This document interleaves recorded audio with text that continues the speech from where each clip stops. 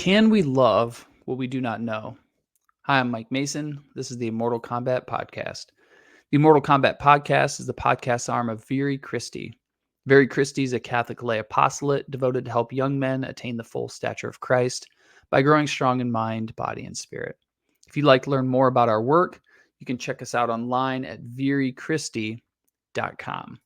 This is Rule of Life, episode 9. And today we're going to be talking about, or trying to answer the question, can we love what we do not know? Okay, this is the final in the series of this Strong in Mind series.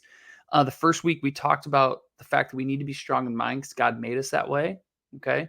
And God commands us to do this, okay? The following week we talked about what the theological life is. That we have these two ways of accessing knowledge about God, namely faith and reason. And when we use these two things together, it helps us understand who God is, who we are, and truths about our world. And then last week, I encouraged you guys to fight the good fight of faith. Okay, I introduced you guys to the discipline of apologetics and how important it is, guys, that you devote yourself to the defense of truth. Okay, we men are naturally endowed with a desire to fight, fighting stage of life, and we need to be able to fight for truth and goodness and beauty of the Catholic faith. So this week, we're going to finish our reflection by considering why reason we need to develop a life of the mind to develop a rich interior life. And what I mean by interior life is a rich in prayer life. A lot of people think the life of the mind of study and prayer would not be the same thing. But as you guys are going to see, that's not the case. Okay. Study can be a form of prayer. All right. There's a great author I read sometimes. His name's Adolf Tankery. I'll quote him quite often. But he said this: since perfection consists in the union of the soul with God, it becomes evident that in order to effect this union, we must be acquainted with its two terms, God and the soul. Okay, what's he mean by that? Growing in perfection, growing in holiness. What it means to grow in holiness is for our soul to be in union with God. Well, guys, if we want to know how to do that, how to love God more, okay, we have to know who God is and who we are. And so what we're going to do in the podcast today very briefly is talk about why the life of the mind will help us to know God better and in turn help us to love him more. And then we're going to talk about why it's important we know ourselves. And I'll explain what that means here in a minute. So let's start with knowledge of God. Fellas, we cannot love what we do not know. Okay. You can't love God if you don't know anything about him. That doesn't make sense. If I came up to you guys and said, hey, maybe you guys are dating some girl and I'm like, oh, got a girlfriend, huh? And you're like, yeah. And you go, what do you think? Well, I really love her. And if you said, I said, well, what's her name? You go, I'm not really sure what her name is. Okay. Where she live? I'm not really sure that either. What's your favorite color? I don't know. That doesn't make any sense. Okay. You can't truly love something unless you know things about it. The same is true for God. Okay. Study, okay, the life of the mind, a life of study. What are we studying? We're studying the truth. Okay.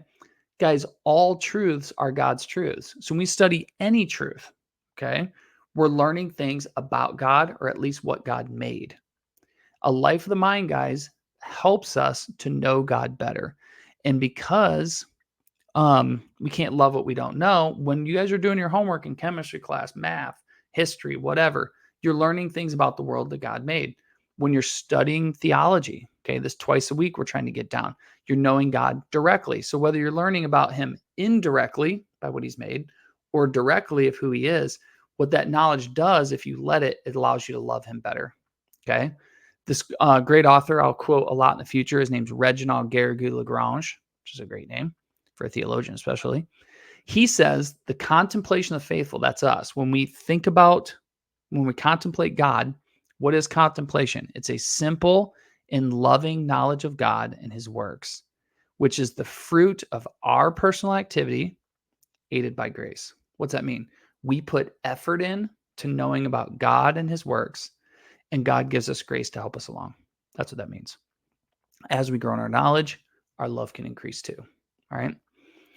Well, let me give you guys a couple practical tips. When you guys are setting aside these 2 times a week to study, how can you do this? Okay. So let's do 3 practical tips. First, Our study of theology needs to be devout. What that means is you have to do it with a devotion, which means you're doing it consistently. Guys, we challenge you here to study twice a week. Now, I don't challenge you to study a whole bunch.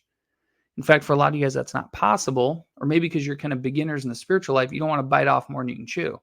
But twice a week, set time aside to study. This podcast is one of them. Okay. If you're listening to this, you're fulfilling one of them. Okay. But make sure you guys do that. Second, make sure you guys commit to meditation or mental prayer. What that means is think about the things you're studying and let God turn that into a kind of prayer. Guys, when you learn these cool things about God, you're going to start loving him more. Allow that to happen. Third, get in the habit of seeing God in everything. Okay. God's hands all over the place. Every good thing that you have came from him. Get in the habit of identifying that. So those are 3 good ways for you guys to develop your knowledge of God and your love of him. Second, let's look at knowledge of self. Why do we need to know stuff about ourselves? When you know when you know things about God, you're knowing how to love him better directly. But you're the one who has to do the loving. So you need to know yourself so that you're kind of equipped to love him. Guys, if we lack self-knowledge, okay, if we don't know ourselves very well, it's morally impossible to become better. Guys, we have to have an awareness of ourselves to become holy. That's why last month when we did the whole podcast on what is a man, intellect, will, appetites, we did that because you got to know what you are to become who God made you to be. So self-knowledge is super important. Now, aside from that stuff, what kind of ways can you acquire some self-knowledge? First, assess your natural gifts, okay? What gifts did God give you in your mind? Okay, are you guys super sharp and really good at abstract stuff like philosophy and theology and chemistry and physics? Are you not so good at that stuff, but maybe you're pretty good at working with your hands or learn how things fit together? You need to assess your natural gift of mind. What about your natural gifts of will? Are you a super strong-willed guy, super disciplined? Are you a guy that's not so gifted in that area? What about your character trait? If you're honest, what kind of character do you have? What kind of temperament? Got to have a little self-assessment there. And what about habits? Okay. Do you have good habits or bad ones? So you need to learn to assess your natural gifts. Second thing you do for self-knowledge, assess your supernatural gifts. Has God disposed you to certain virtues? There's certain things about the spiritual life you're naturally, finger quotes in the air, drawn to that God's kind of pulling you towards? Has there been decisive moments in your spiritual life? Some of you guys might identify things where you're like, for a fact in this moment or that one, God's done something pretty awesome for you. That can shed light on what sort of supernatural gifts he's given you. Okay. God speaks to me, guys, a lot through study. I've just noticed that. Like I get a lot out of studying. It's a very prayerful activity for me. I've also, because I've gotten the opportunity to go to school and I've done well in my studies, that kind of shows that I must have a natural gift for this. And then God seems to be asking me to do this too. Okay. Well, what is that for you? Are there ways you resisted grace? That can shed some insight on how things are going. Like, are there areas where God's working on you and you're kind of pushing them off? I'm not saying it's good you're pushing them off, but it helps give you an insight what's going on. Last thing, super important, daily thing you should do, an examination of conscience. On the website, we have this for you. It's part of our rule. Every night you need to do a short, literally 3-minute examination of conscience. You pray a little prayer. How has God blessed me today? How have I sinned in thought, word, and deed? Where does God trying to stretch me and make me better? That literal 2 to 3 minute exercise will help you greatly. Okay. 3 minutes can really transform your life. Make sure you guys are doing that. Okay. As we're butting up against the end, I want to encourage you guys. We have to be growing in our knowledge of God. Do that through fulfilling the discipline of studying twice a week. Second, we need to have self-knowledge. There's lots of ways to do this, but one important one's the examination. That's also part of our rule.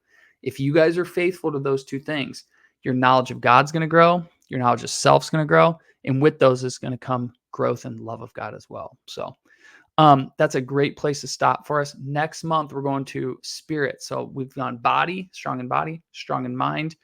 Now we're going to figure out what it means to be strong in spirit. So I hope you guys have an awesome week. You guys are doing a great job. Keep up the hard work, practicing the rule. And I'll look forward to talking to you guys next week. God bless.